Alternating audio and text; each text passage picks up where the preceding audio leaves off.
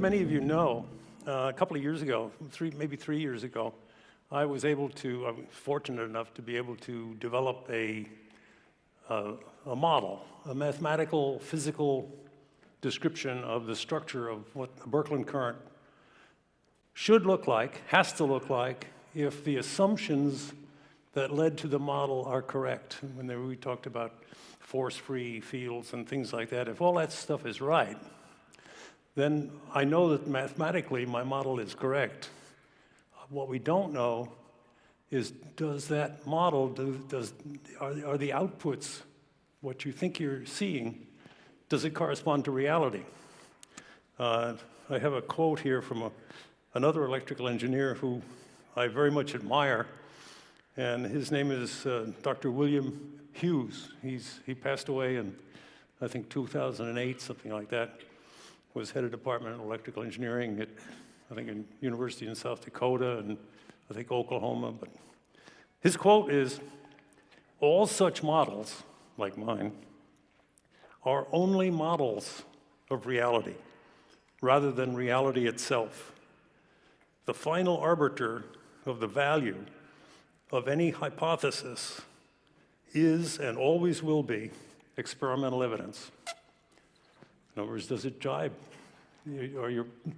Does your model suggest any predictions? And if it does, go see if they're borne out.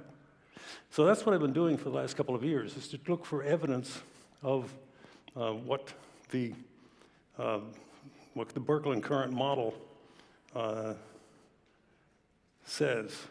And so let's see if I can get this to go. There it is. What I've entitled my talk this morning is The Next Step. And what it is, that next step is simply to get some new evidence that my model predicts reality. And you've seen some evidence of that in the last couple of years. Last night, Jim Ryder presented a picture much like this one of the galaxy, the galactic web, the galactic network. And all the galaxies, as far as we can tell, are connected. And the question is, what are they connected by? And I submit they're probably connected by Birkeland currents. Well, if they are, then there should be evidence of Scott's model in what we observe. What kind of evidence can that be? Well, my model of the Birkeland current has several different properties, but the most important one, really, is that the Birkeland current, and I've put that in emphasis font, is a structure that is a collection of hollow, counter-rotating concentric cylinders. Some of you have seen the example of the counter-rotating props on a ship. That's exactly what the Birkeland current, according to what my work came out with, should look like. So if a Birkeland current impinges on something like the North Pole of a planet or a galaxy or wherever, there should be some sort of evidence of things going in different directions. And the question is, are there?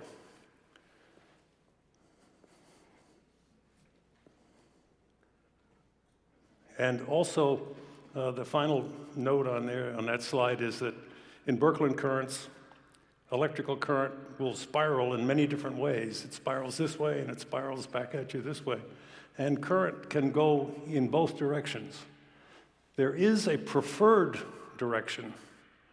And I think Jerry Pollack, not last night, but a couple of times ago, I think Jerry said that that water bridge is, at least it shows evidence of twisting, and it shows evidence of current going in both directions, more easily in one than in the other, but both directions. That's the kind of evidence that I'm looking for, to see that my model is right. Well, what I'm about to show you is a video that was produced by the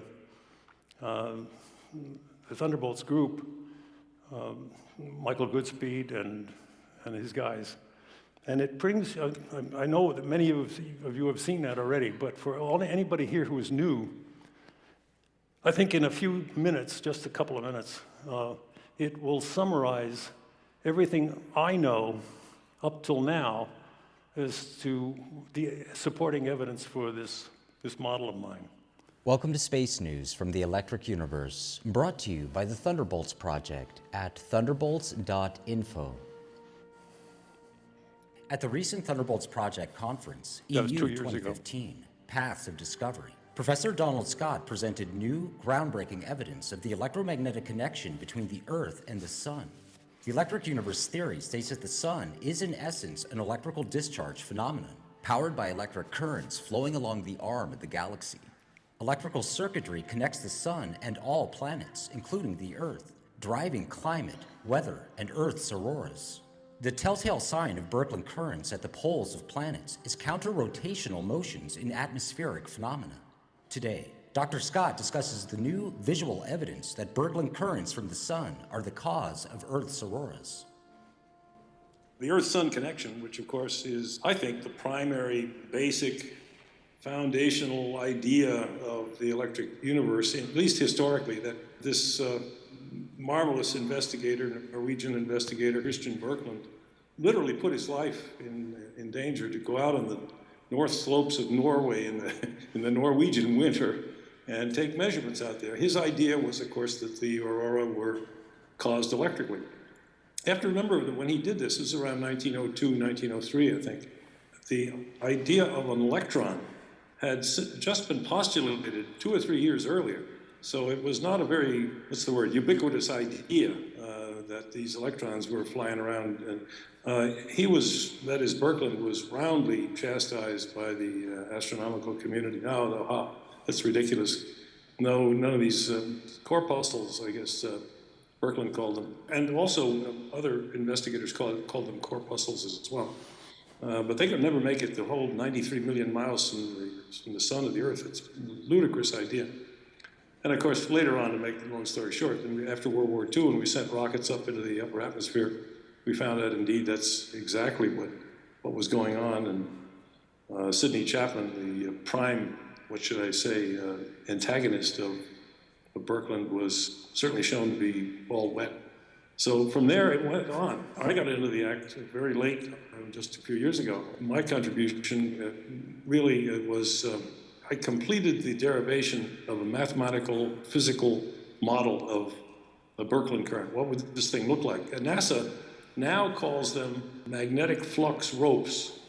And actually, Hannes Alfvén was the guy who coined that phrase. I don't really like it very much because it kind of obfuscates the idea that it's electrical. All these folks nowadays, NASA, the professional astronomers, they're okay with the word magnetic. That's fine. They kind of pull that out of the bottle as like a genie. And if there's something they don't understand, it's due to a magnetic field.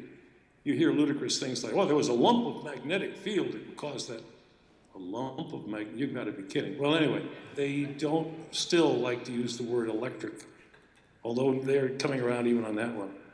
But anyway, this model that I derived, I finished the derivation of it. The derivation was really started by a fellow by the name of Lundquist in 1950.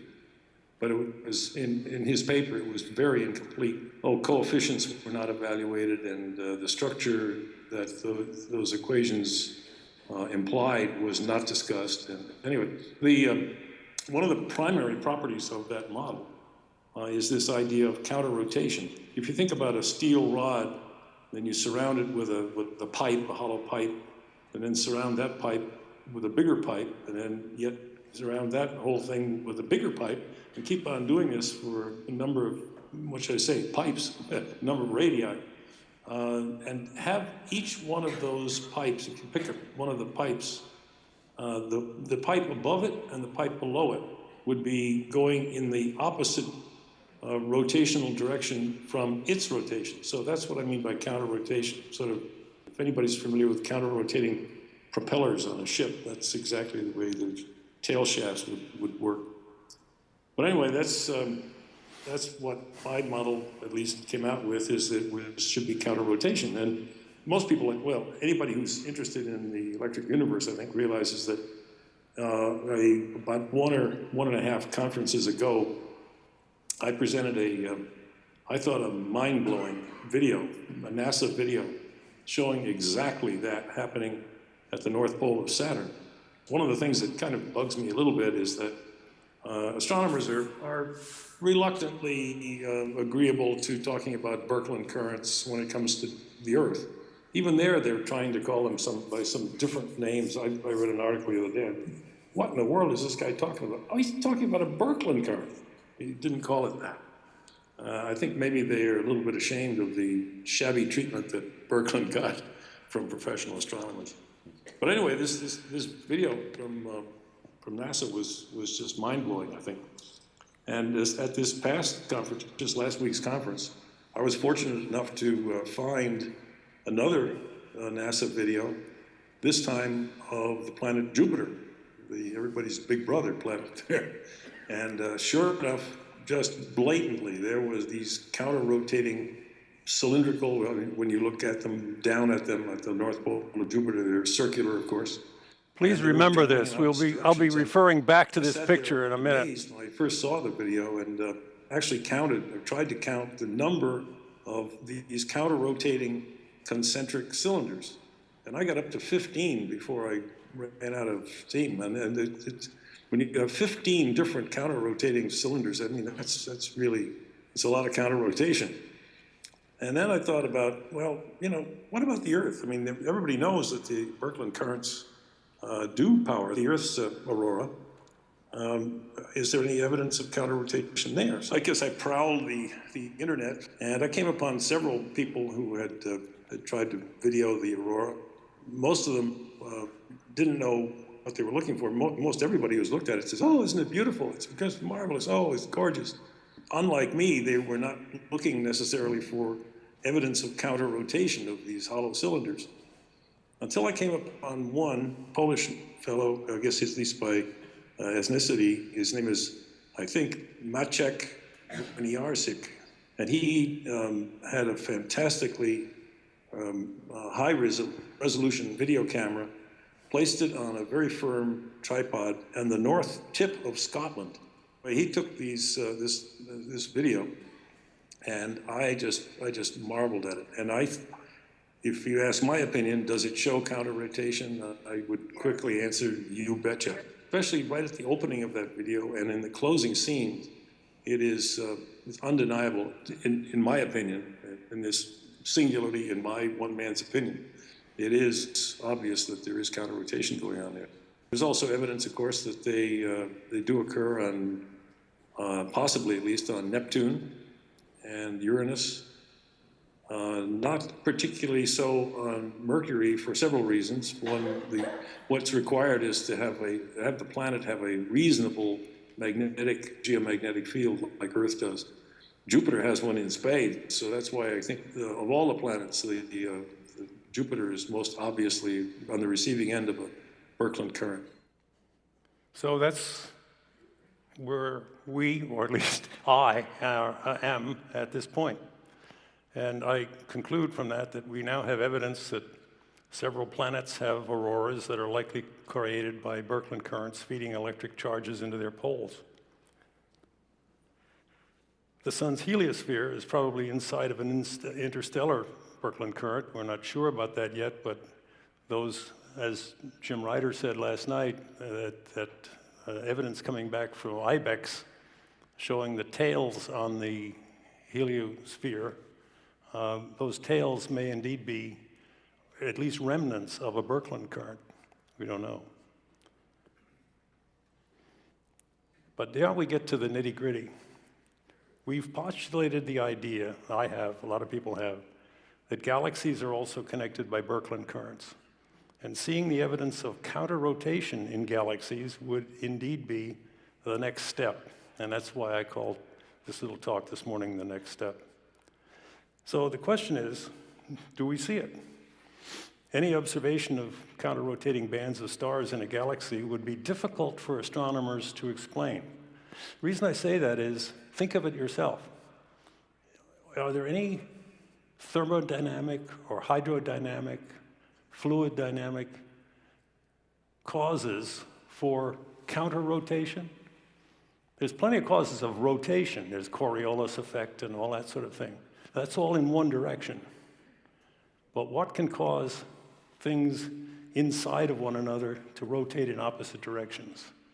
The answer is, as far as I know, one, Birkeland currents. If you come up with another one, let me know, and I will make sure that I don't say that again. But I think that's correct. Until a few years ago, there was only one galaxy. That's M64. M. Messier in the Messier catalog, number 64, was described as exhibiting any kind of counter-rotation. That's what M64 looks like. And in 1992, there was an Australian astronomer who announced that they had found evidence that the area within the dust lane of M64 was counter-rotating from the outer spiral. That was explosive. A lot of people didn't believe it. Those must be wrong. Eventually, it just sort of quieted down and nobody said anything else. Vera Rubin, a famous astronomer, I think it was Harvard College Observatory, I'm not sure, finally came up and said, yes, she observed that counter-rotation too. And the only possible explanation astronomers had for this was a collision with another galaxy. Remember, astronomers have not one arm tied behind their back, they've got one arm and four fingers tied behind their back. They only have one tool, gravity. It attracts. When you attract, what do you get? You get collisions. So collisions must be the cause of everything. Also remember that gravity does not mean inherent spin. Gravity means crash together. Nothing about gravity says it should spin as it comes in. Nothing. So, but they were sort of between a rock and a hard place. And finally, there was this paper in 1996, and if you look very carefully, I don't know if you can see it, the authors there are a fellow by the name of Kuiken, Fisher, and Michael Merrifield. We'll hear Merrifield in a couple of slides from now talk about this. And what he said, if I can, I think I have a quote from that paper. He said that he was in response to this announcement by Braun, the Australian guy that said that this thing was counter-rotating. He said that, well, all right, the goal of the present study has been to search for the presence of counter-rotating stars. No new cases of stellar counter-rotation have been found.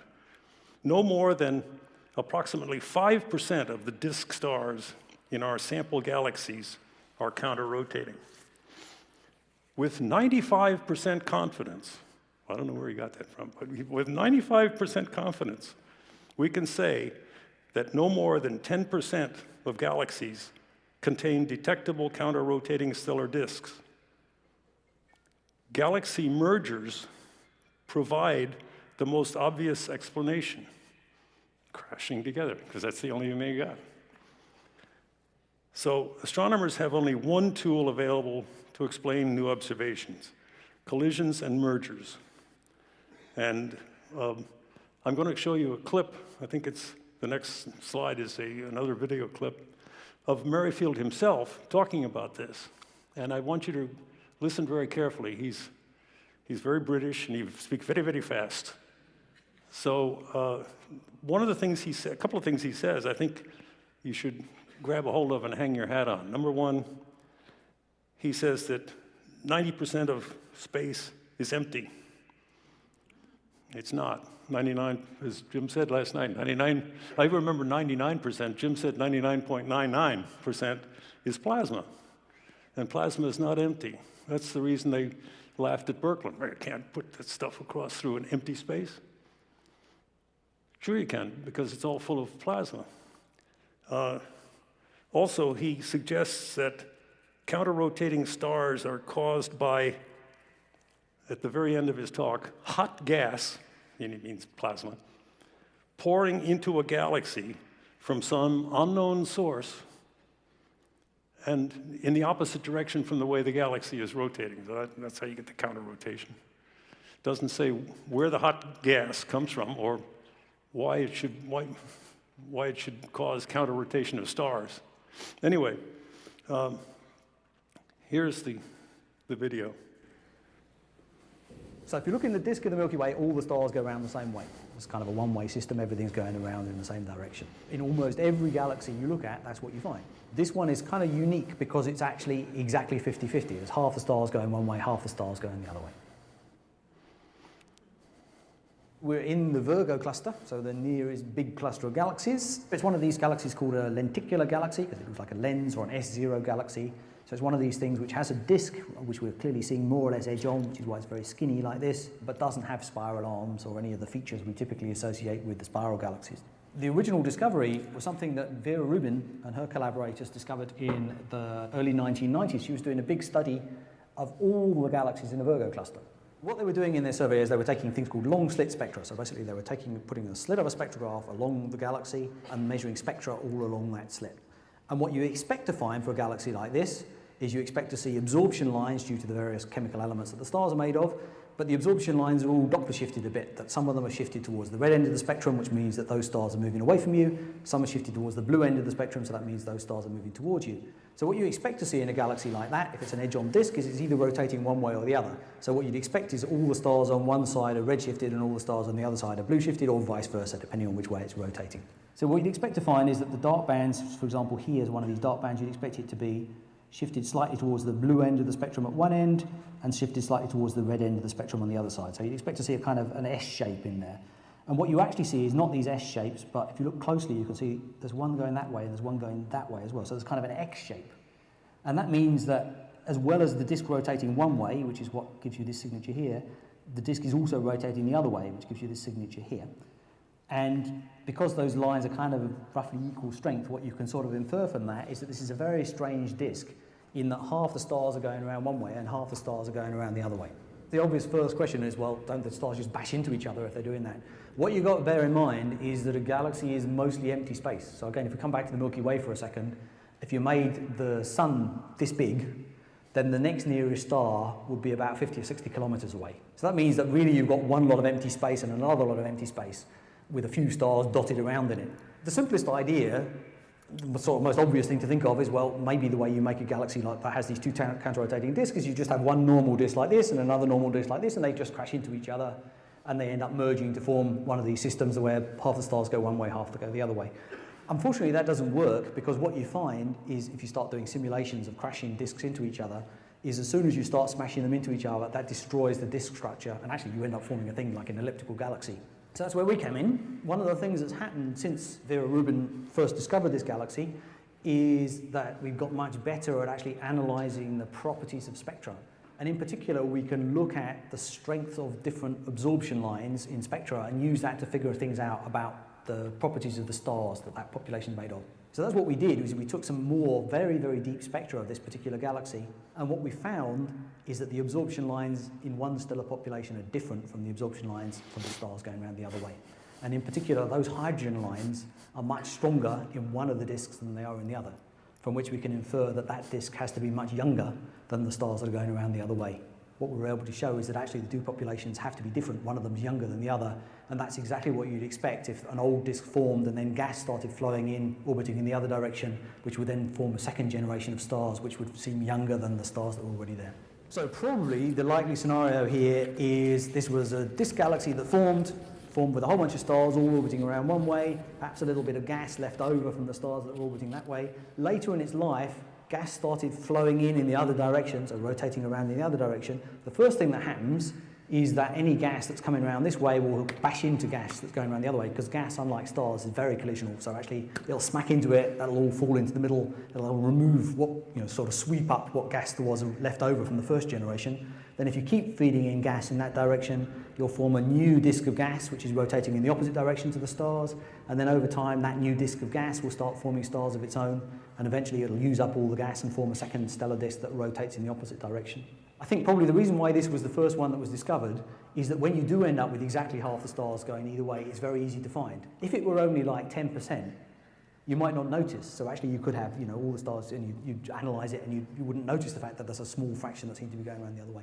If the disks were very different sizes, so if there were a tiny little disk in the middle going around one way and most of the stars were going the other way, you might not notice that either.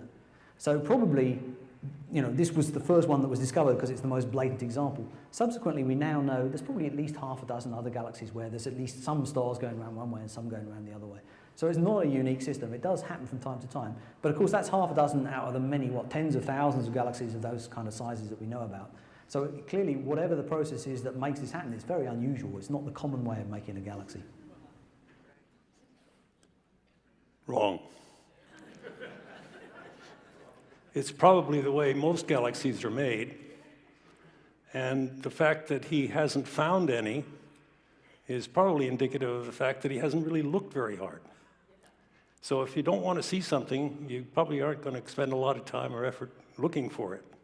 And it's very difficult to explain this stuff. You notice he didn't say where all this hot gas was coming from. And the idea that the space and intergalactic space is empty, it's wrong. It's just plain wrong. Also the idea that the hydrogen, he's good spectroscopist. I mean, the idea that he found that the hydrogen was on the outside of that galaxy, hydrogen-rich stars, is probably correct. But for anybody who's looked at the work of Göran Markland, there's a thing called Markland Convection. Markland's a Swedish engineer, scientist, physicist, I guess. And he studied this and discovered that in Birkeland currents, that the elements will distribute themselves radially in proportion to their ionization potential. So sort of, I guess, to some people at least, anti-intuitively, counterintuitively, what we find is that iron and carbon find themselves at the middle of the galaxy, of the Birkeland current, and if the Birkeland current is feeding the galaxy, would be at the center of the galaxy. And the farther out you get, I have a list of them here someplace. The list is iron, sulfur, carbon, nitrogen, oxygen, helium, hydrogen. And those last two are very difficult, believe it or not, to ionize. I guess because they have very few electrons to ionize. But it's easy to ionize iron. And so you find iron at the center of this thing.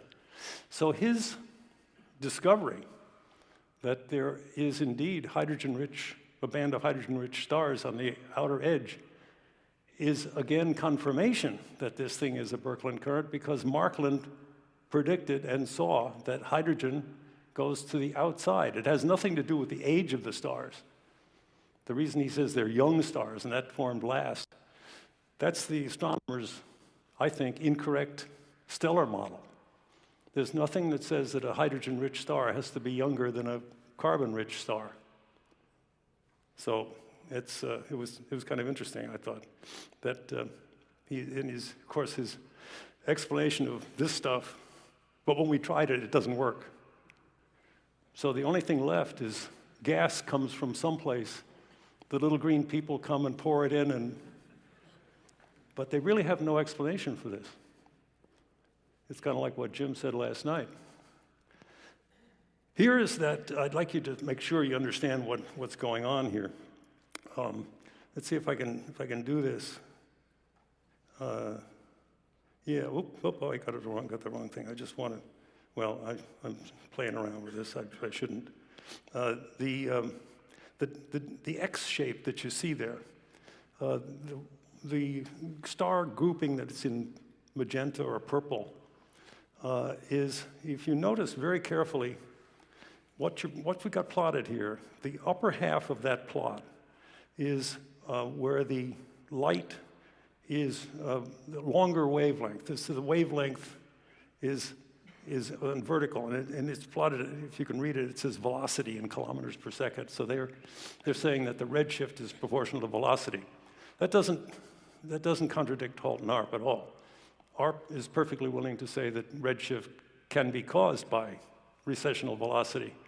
It's not the only way to form redshift, but it is one of the ways. So they're right in this case. And so on the upper left corner of that picture, what you are seeing are redshifted, and the higher up you go, the more redshifted stars. Each star is a point on that diagram. And then you look over on the right side, you see, oh yeah, but there's another bunch of guys out there that are blue shifted. And so, I'm sorry, that the other ones are also red shifted, and they're on the other side of the galaxy, and therefore they're going away, and these guys are going away from you. And then when you come down through the middle is when you're looking at the center of the galaxy, and stars are just going this way or that way, and they're not coming forward toward you or away from you, so there's no redshift. And as you get to the bottom of the diagram, you can see that that's blue shift. The wavelength is less. The velocity, the recessional velocity, is less. So notice another thing. Compare the purple curve at the upper left to the black curve at the upper right, and you notice that the purple curve extends farther. It has a higher redshift than the other one, than the black one at the upper right-hand corner, and it doesn't, it extends farther out, the distance, the east to the north distance. So it goes faster and it's farther out. So that shows, yes, that the outer ring of that galaxy is the one that's plotted in purple. You follow me? And the bottom diagram is just dispersion of the data. But anyway, see if I can continue on. That's what I just said. So Merrifield's explanation of this was right on, spot on. He knows what he's talking about when it comes to spectroscopy. He doesn't really analyze it, I think, properly.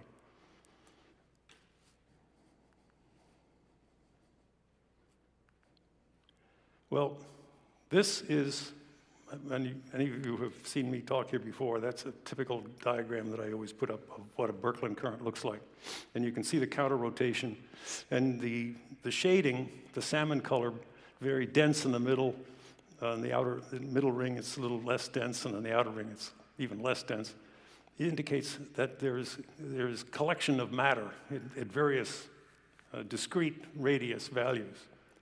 And what the rest of this, see if I can just keep going here. The slide shows is that if you analyze this in great detail, you will find that it is very probable to see in a situation like this something that looks like spirals, spiraling inward. Not just going around, but spiraling inward. I submit those are almost optical illusions. Those spirals exist, the shape exists, but if you notice the little tiny black arrows that form those spirals, some of the stuff is going in one direction and some of the matter is going in the opposite direction. So those spirals are not spiraling in. They're like tattoos, if you will, on the face of the galaxy. Well, that's not a very important point, but it's a point.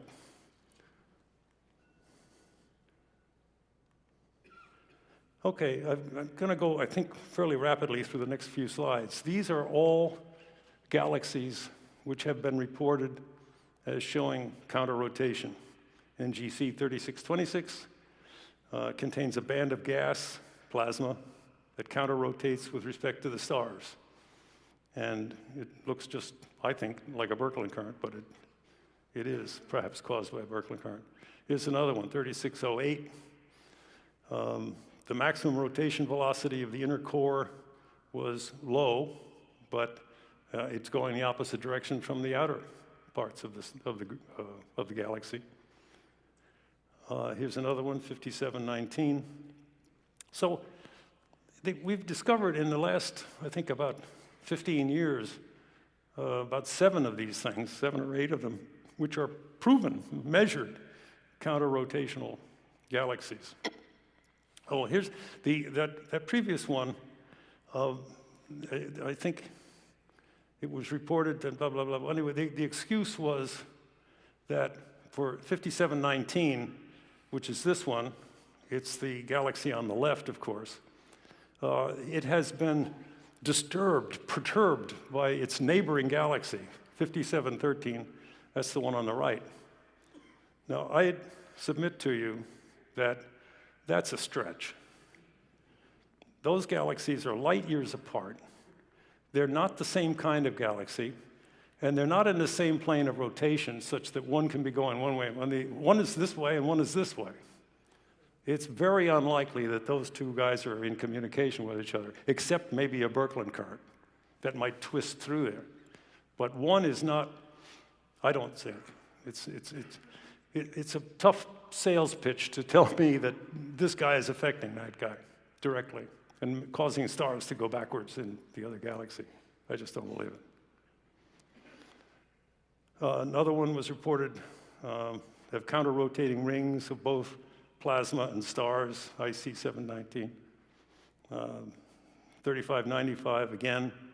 All of these are definitely measured counter-rotation galaxies. 4550, well, that's the one that, you can see those, if you look carefully, you can see some of those things that look like spirals, the dark lanes.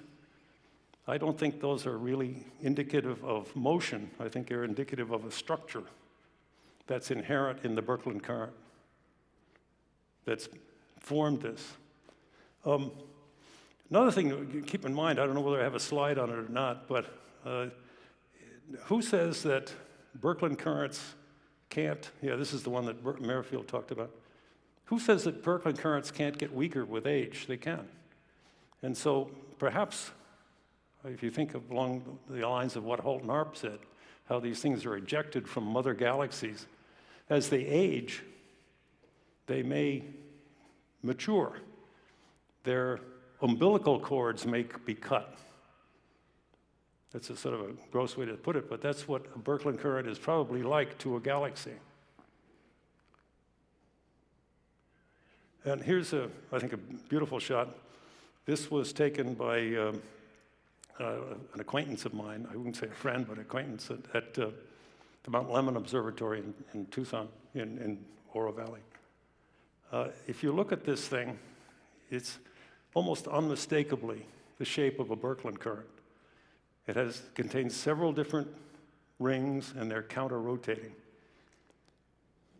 Yeah, it's by Adam Block. If you just keep your eyes on that picture and compare it with the picture of a Birkeland current that Tony Peratt gave me, we superimpose the two.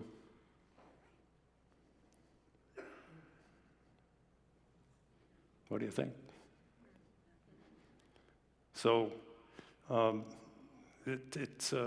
think it's fairly certain that what we're looking at here is the shape, at least, of a Birkeland current. I just want to make sure I say everything that I want to say.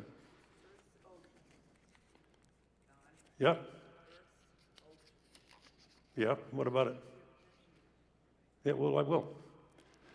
Anyway, many galaxies have been shown to contain counter-rotating stars. Many don't.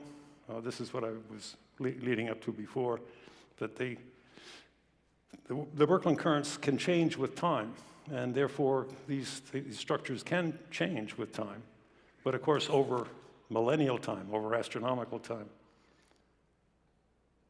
And as I say, it's even easier not to look for something you don't want to find. So anyway, closer to home, sort of along the lines of what Jerry was talking about last night, we consider the idea of a hurricane.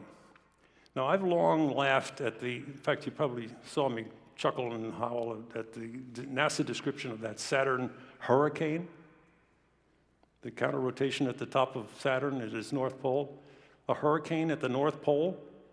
You gotta be kidding. hurricanes eat hot air from warm water.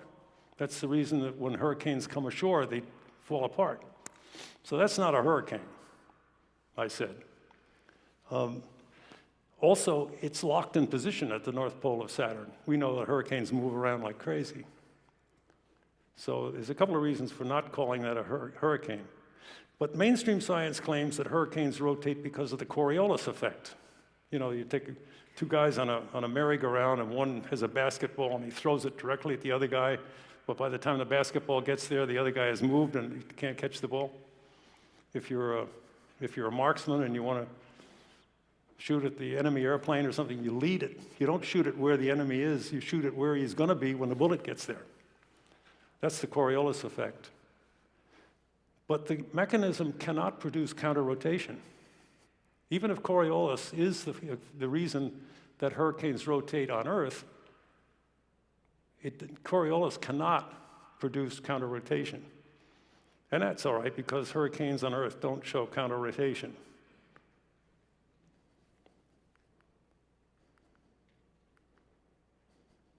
Or do they? I got really shocked when I saw the next slide. This is a hurricane. I should know the name of this. Perhaps it's on the slide, but it's a fairly recent one. In the foreground is the coast of South America, and this is a slice taken through the hurricane. And what you will notice when I start this up, this is a video, is that the inner regions of the hurricane go the way we normally think hurricanes in the northern hemisphere do. They rotate anti-clockwise, counterclockwise. The famous northeasters on the coast of Maine always come in from the northeast because they're rotating around storms that are coming up the coast. And those are counterclockwise rotations. But if you look at the outer regions, like out here and out here, when this thing starts, this middle guy is going to be going around counterclockwise. But if you look out here, all of a sudden you realize these guys are moving clockwise.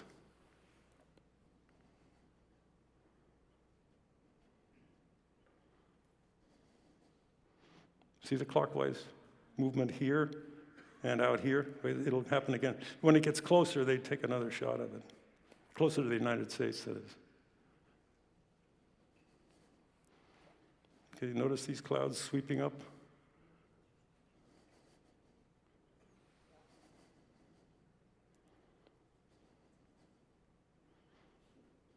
That may be the end of it, I'm not sure. No, one more, okay. Yeah, there's plenty of counter-rotation down in this right-hand area. Anyway, that sort of set me back. And gee, they do counter-rotate. And then I sat back with a glass of wine and said, does that mean the astronomers are right? Hell no. It means that this hurricane may be fed electrically as well as by hot air from the ocean below. And it may well be that a small Birkeland-like current is coming down on the top of this storm, forming that shape. We know that electrical currents from space power thunderstorms, the famous elves and sprites and, what is it, blue nuns or something. But clearly there's a circuit that comes right down from space through into thunderstorms that power those and give those thunderstorms the electric charge that Jerry was talking about last night. So red sprites recently photographed into a thunderstorm. And so maybe this guy who said it was a hurricane at Saturn's North Pole was correct, but he didn't know how hurricanes work. That hurricane is made strictly from, there's no hot ocean at Saturn's North Pole, believe me. But he didn't know where that hurricane was getting its power or its form. Anyway, tornadoes often exhibit that sort of concentric cylinder look. And I was talking to somebody yesterday who said that they knew a friend, I think, who had looked at one of these guys straight up the barrel and did indeed see counter-rotation and a light in the middle of it. The light, of course, being probably electrical, like lightning, the main blast of current coming down the middle of it. And if I would give my eyes teeth to get that thing to be a video. If it turns out to be, in counter rotation, then I would be very happy. By the way, when we saw that picture of the North Pole of Jupiter, and there were 15 of these things counter-rotating, that can be, and certainly is the way a Birkeland current works, but it can be the explanation for what puzzles Merrifield as to why these guys don't hit into each other. It's because there are, in the case of Jupiter, 15 separate concentric racetracks, and the runners are going in opposite directions on each one of these tracks. So the stars are not colliding unless you get some guy, like happens here in Arizona, go the wrong way on the wrong direction on the highway. If they stay in their right lanes, there can be all sorts of interreaction, of counter-rotation, and with no collisions at all. Oh, by the way, another one thing he said which is wrong, all plasmas are collisional. No, that's not right. The corona of the sun is not a collisional plasma at all. Okay, here's a fellow by name, last name is Gould. Are you here in the audience tonight, this morning? He is a dedicated EU type, and he wrote me an email and said, Don, there's a website called nullschool.net, and he learned about it from Ben Davidson. And I think it's an excellent site, and it shows counter-rotation. You can look here at, of course, the south pole of the Earth, and you can see the counter-rotation that's going on. Notice it's moving very slowly, but what you're looking at are the ocean currents. And so if I can see it here, that's the equator. See, it goes around there. And so all of this stuff inside here is in the southern hemisphere. Anything outside of that line is northern hemisphere. But there's a tremendous amount of counter-rotation. Where does it come from? Well, I know it's not Coriolis, because Coriolis can't do that. So here is, again, this is a little video of that nullschool.net site. And you can see, again, those are the ocean currents. It's not so obviously counter-rotation at that point. But if you go down to the lower left, this is a video, I can't do it in live. You get this control, and at the height, there's a 10 hectopascals. A hectopascal is like a millibar, I think. So if you go way up in the atmosphere, way high up, see any counter-rotation? You betcha. And there's also, well, I'll see it in a second. There is a Diatom Instability there just off the south tip of Tasmania in one of those. If you go down deeper into the atmosphere, the circularity begins to lose its beautiful symmetry. It begins to get crunched and smooshed. And in fact, you go down deeper and deeper, and the land masses begin to interrupt those flows, which tells me one thing. The counter-rotation, the beautiful circularity, comes from outside, not inside the Earth. It has nothing to do with stuff going around inside this molten center of the Earth or whatever's or empty surface or whatever's in there.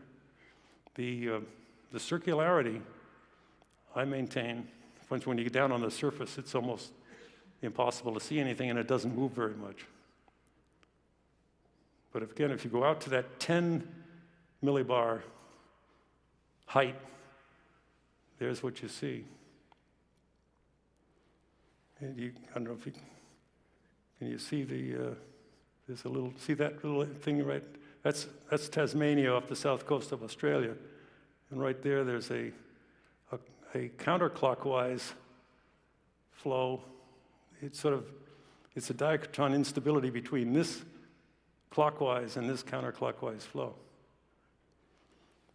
Anyway, that's the evidence that I have at this point, and I think I'm confident that if astronomers are willing to look for more counter-rotation in galaxies, they will find it.